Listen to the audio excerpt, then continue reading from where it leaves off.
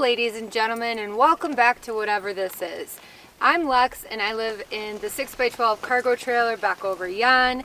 And more importantly, I am with my best friend on this planet, Sara. Hi everyone. In today's video, we're gonna meet Sara, who is on her second camping adventure. Yeah. And we're also gonna tour her Toyota 4Runner, which she camps out of. And Sara just drove 2,200 miles to come camp with me, which is your prerogative. Sara, you're from Chicago. This is your second time camping. Yes. Tell us, what was your impression the first time that we went camping? And it was down in New Mexico. Yes. So what did you think of camping the first time? Well, the first time was in November, and definitely I learned firsthand that desert nights are quite cool. So that was kind of a challenge at first. I didn't feel like I maybe had the right gear, for nighttime. But overall, I think the beauty and the serenity and the peace is really what comes to mind. Just especially down by the Oregon Mountain, like around the Las Cruces area. Everything was fun. It's incredible. Going into land management land and just being there like on your own. It's just the most incredible feeling, especially for a city girl. Yeah, it's different from the jungles of Chicago. It is. It's a welcome break, and it was incredible. I mean, the scents from the pines and in the desert, and it's indescribable, actually. Was it weird sleeping in your car?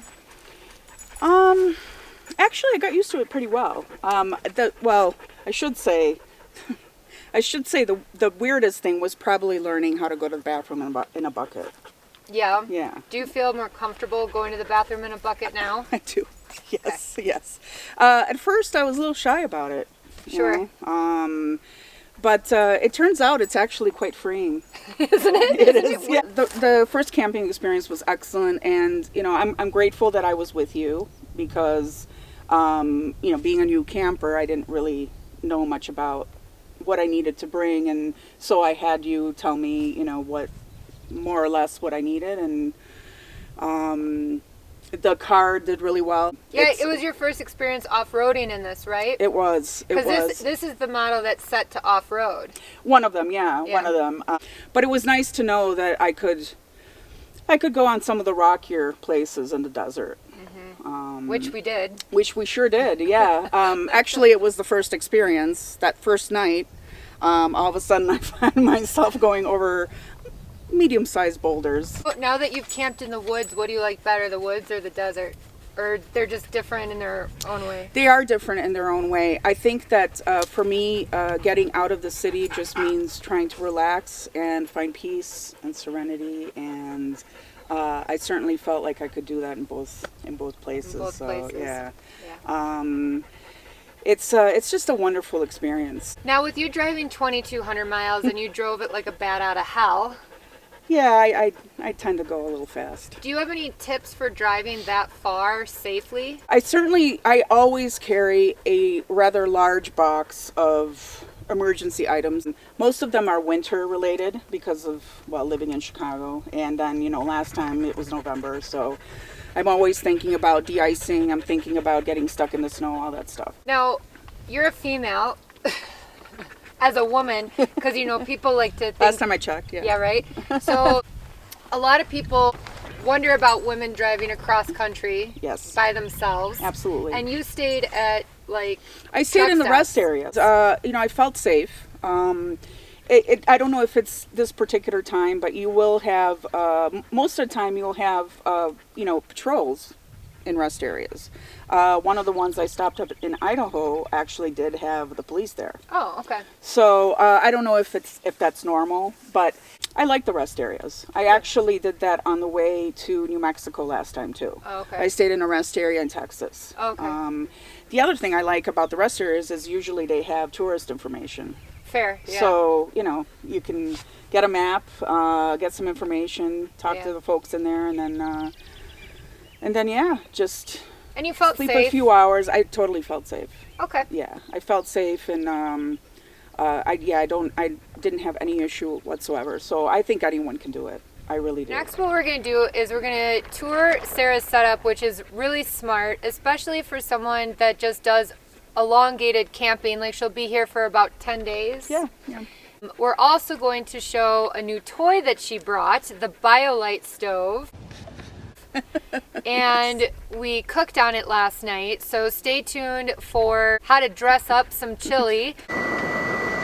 and our first usage of the Biolite stove, which is a little Three Stooges-ish, maybe, but we had a successful meal nonetheless. Small learning curve. Little learning tiny, curve. yeah. But that's okay. Okay, well, let's do your car next then, huh? Okay, so starting with the bottom part, I actually carry a collapsible kennel with me. It lays flat, so it doesn't take up any space. I always cover it with a waterproof blanket that's actually a dog blanket. And then this rug here, just because I like the colors.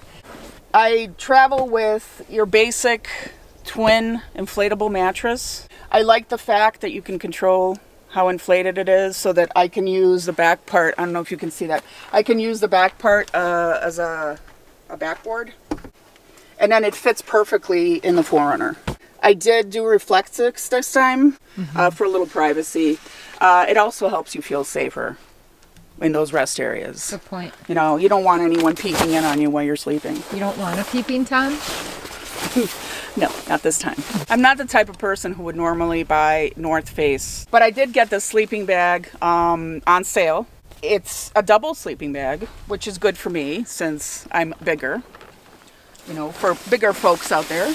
It's all down. It's 700 fill.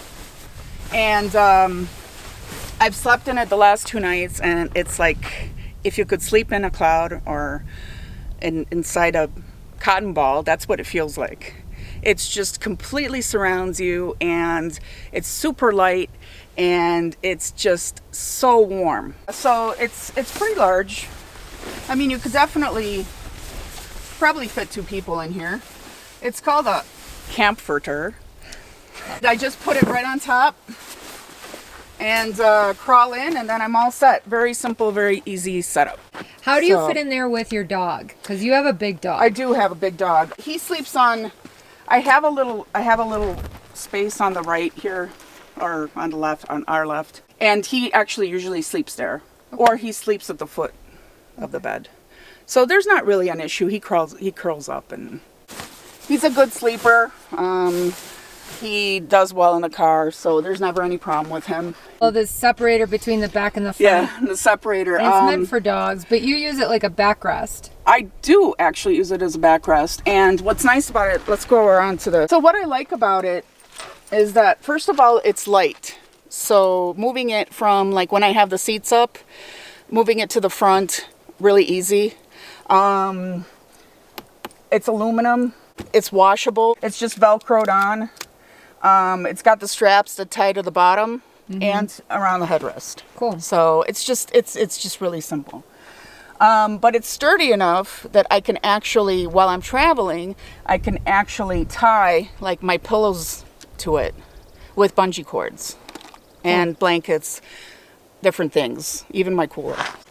I really didn't spend too much time looking for coolers. Last time when I went to New Mexico with Lex, I didn't have a cooler. I mean, it was cold enough. So I did decide on the OtterBox cooler. I was sold on the fact that it's supposed to keep ice for 14 days. I'm not sure that that's really going to happen. We'll have to see, but I'm kind of thinking it's going to be a no. Down here, I have a little bag that I pack for the dog. He does eat kibble. He's actually on a special diet, so I pre-package. One thing that I do is that I pre-package Ziploc bags with a day's worth, and I just pack them for how long I'm going to be gone. He's got his toys in there and things like that. So dogs are important. absolutely. Okay. As far as packing, like kitchen utensils, things to cook with, very basic. I think if you have a basic stove, propane is usually very, very easy, I think, for first-time campers. Just a couple utensils, you don't need a lot. A cup for your coffee. I have coffee. Of course, paper towels, very important. Keeping it organized helps too. Yes, I always keep, like, I have different containers, obviously, for my stuff, right? So this is the kitchen stuff. I have the car stuff. And then you'll see, obviously, I have a little suitcase. I always pack way too much, by the way, for camping. This compartment is full because normally we'll get to this, but I carry, when I go to the campsite, I usually have a top cargo bag. So this is why my passenger seat's so full, because some of the stuff that was up top. This is the container that has the car equipment in it.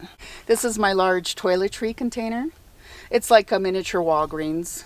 It has just absolutely everything in there you can think of, including an EpiPen, which I actually think is really good to have with you when you go camping, because you don't know, you might run into something that could cause you to need it.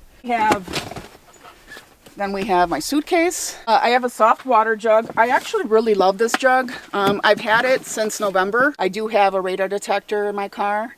It actually seems to work. Yeah, it's a Cobra 360-degree laser 9-band. What I like about it is that it detects behind you as well as in front, provided that you don't have a blocked field of view. And I have a dash cam. Again, security, safety, we talked about that earlier. I love to have a dash cam.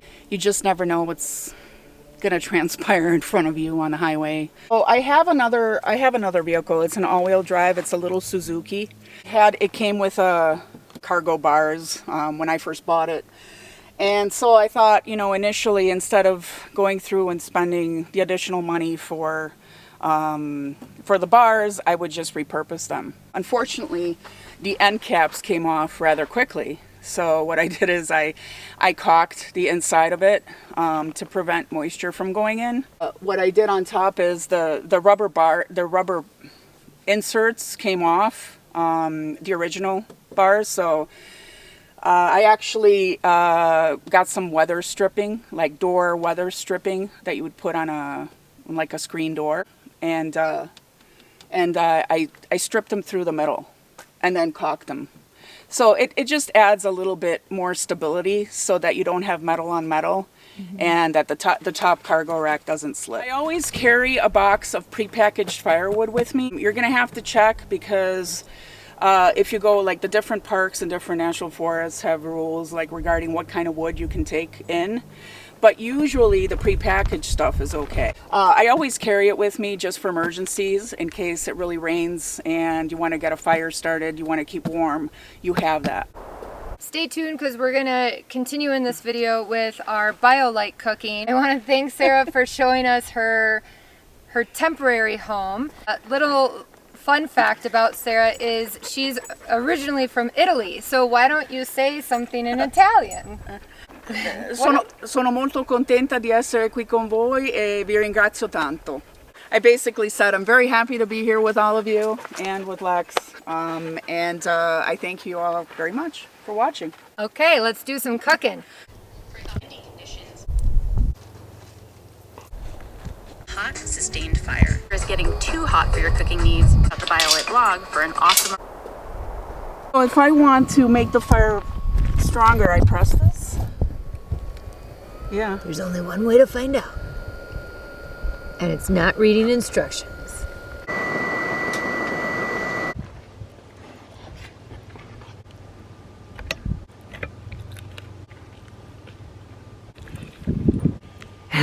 Go ahead and take that first delicious bite. Tell everyone what a good fucking cook I am. It looks very hot though. Yeah, you can burn your mouth. I need the shot.